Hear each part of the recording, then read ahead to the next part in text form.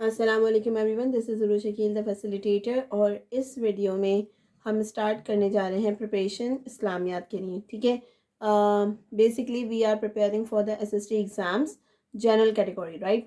اچھا، اس میں ہمارے پاس آلموسٹ 1000 MCQs ہیں اس کتاب میں، جو کہ بہت ہی زیادہ آرگنائز وے میں دیے گئے ہیں تاکہ آپ تھوڑا تھوڑا کر سکو پراپر وے میں. اوکے، سو سب سے پہلے جو ان کا ٹاپک ہے دیٹ از ارکان اسلام. آپ کو سب سے پہلے تو یہ پتہ ہونا چاہیے کہ ہمارے پاس ارکان اسلام کتنے ہیں. ارکان اسلام از لائک پلر آف اسلام. ٹھیک ہے، اب پلر آف اسلام ہمارے پاس کتنے ہیں؟ 5. سب سے پہلے ہم بات کر لیتے ہیں اس کے اندر کلمہ طیبہ. ہم اس ویڈیو میں تقریباً 5 کے 5 جو ہیں ارکان اسلام کو کور کرنے کی کوشش کریں گے. کلمہ طیبہ، بتائیے قرآن مجید میں کلمہ طیبہ لا الہ الا اللہ محمد رسول اللہ مکمل طور پر یکجا کتنی بار آیا ہے؟ تو 1 مرتبہ بھی نہیں آیا. مطلب لا الہ الا اللہ محمد رسول اللہ ایک دفعہ بھی یہ پوری طرح قرآن پاک میں نہیں لکھا ہوا. قرآن مجید میں لا الہ الا اللہ تو متعدد بار آیا ہے. بتائیے محمد رسول اللہ صلی اللہ علیہ وسلم کتنی بار آیا ہے؟ تو یہ ہمارے پاس 2 مرتبہ آیا ہے. پھر ان دونوں صورتوں کے درمیان نام بتا دیجئے جن میں محمد رسول اللہ صلی اللہ علیہ وسلم آیا ہے. تو سورہ احزاب میں آیا ہے اور سورہ فتح میں آیا ہے. پھر ہمارے پاس آیا سورہ احزاب اور سورہ فتح کی ان آیات کی نشاندہی کیجئے جس میں محمد رسول اللہ صلی اللہ علیہ وسلم استعمال ہوا ہے. تو سورہ فتح کی آیت نمبر 29 اور سورہ احزاب کی آیت نمبر 40 میں یہ آیا ہے.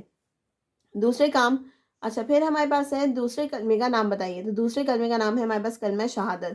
پھر تیسرے کلمے کا نام آپ کو پتہ ہے کلمہ تمجید. چوتھے کلمے کا نام ہے کلمہ توحید. اس کے بعد ہمارے پاس آ رہا ہے کلمہ استغفار، اور کلمہ رد کفر ہمارا چھٹا کلمہ ہے. تو یہ تو ہمیں پتہ ہے، تو ہم نے تھوڑا سا کوئک کر لیا.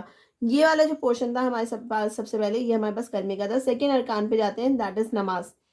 قرآن مجید میں نماز کے لیے صلاۃ کا لفظ استعمال ہوا ہے. کیا آپ جانتے ہیں اس کے معنی کیا ہے؟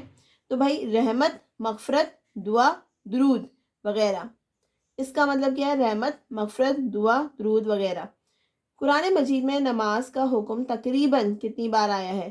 تو 700 مرتبہ آیا ہے. پھر سورہ نساء کی اس آیت کا ترجمہ بتائیے جس سے پتہ چلتا ہے کہ نماز کے اوقات مقررہ وقت پر ہیں. تو بے شک نماز مسلمانوں پر مقررہ اوقات میں فرض کی گئی ہے.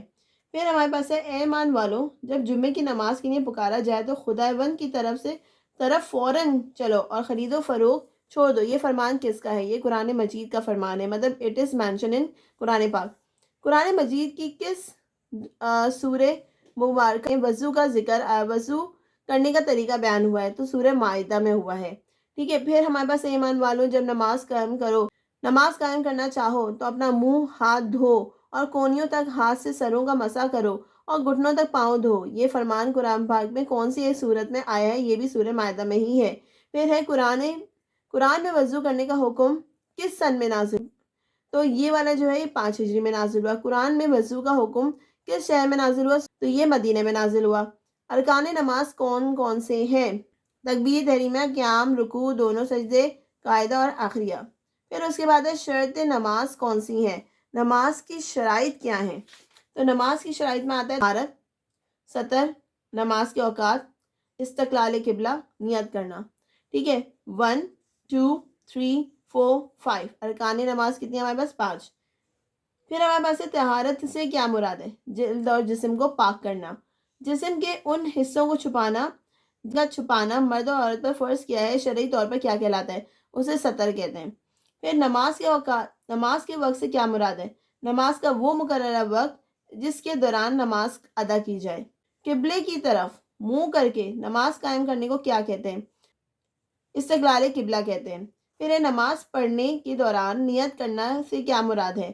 یعنی دل میں خاص اس نماز کا ارادہ کرنا جو اس وقت پڑھنا مقصود ہے. پھر ہمارے پاس ہے آپ کو یہ علم ہے کہ ایک دن میں 5 نمازیں فرض کی گئی ہیں. ان تمام نمازوں کے فرضوں کی تعداد کتنی ہے؟ صرف فرض اگر ہم ٹوٹل کریں تو ہمارے پاس کتنی ہے؟ 17.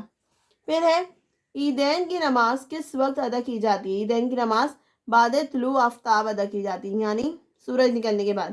پھر ہم تہجد کے نوافل کس وقت ادا کیے جاتے ہیں؟ تو تہجد کے نوافل آدھی رات سے صبح صادق تک کیے جا سکتے ہیں.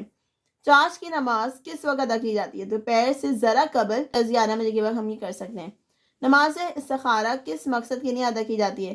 کسی کام کی بہتری کے لیے اللہ سے دعائے خیر کرنا۔ پھر ہے وطر کی نماز میں دوسری نمازوں سے کیا فرق پایا جاتا ہے؟ نماز وطر کی تیسری رکعت میں دعائے قنوت پڑھی جاتی ہے، یہ فرق ہے ہمارے پاس۔ وطر کی نمازوں میں دوسری نمازوں سے کیا فرق پایا جاتا ہے؟ کیونکہ نماز وطر میں تیسری رکعت میں ہمیں کیا پڑھنا ہے؟ دعائے قنوت۔ پھر ہے نماز کی اقسام بیان کیجیے۔ نماز قصر، نماز تراویح، نماز جمعہ، نماز عیدین، نماز جنازہ، نفلی نمازیں۔ جب بہت سے آدمی مل کر ایک امام کے پیچھے نماز ادا کرتے ہیں، اسے شرعی طور پر کیا کہا جاتا ہے؟ باجماعت نماز۔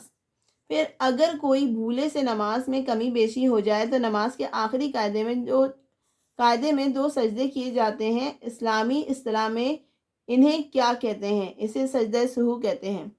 یعنی اگر کوئی غلطی ہو جائے اور آپ ریکٹیفائی کر لو تو آپ کیا کر سکتے ہو؟ سجدہ سہو کر سکتے ہو۔ جمعے کے دن ظہر کی نماز کے وقت مسجد میں کون سی باجماعت نماز ادا کی جاتی ہے؟ نماز جمعہ۔ نماز عیدین کی 2 رکعتیں ہوتی ہیں، یہ بتائیے کہ نماز عیدین کا خطبہ نماز سے پہلے ادا کیا جاتا ہے یا بعد میں؟ تو نماز کے بعد ادا کیا جاتا ہے۔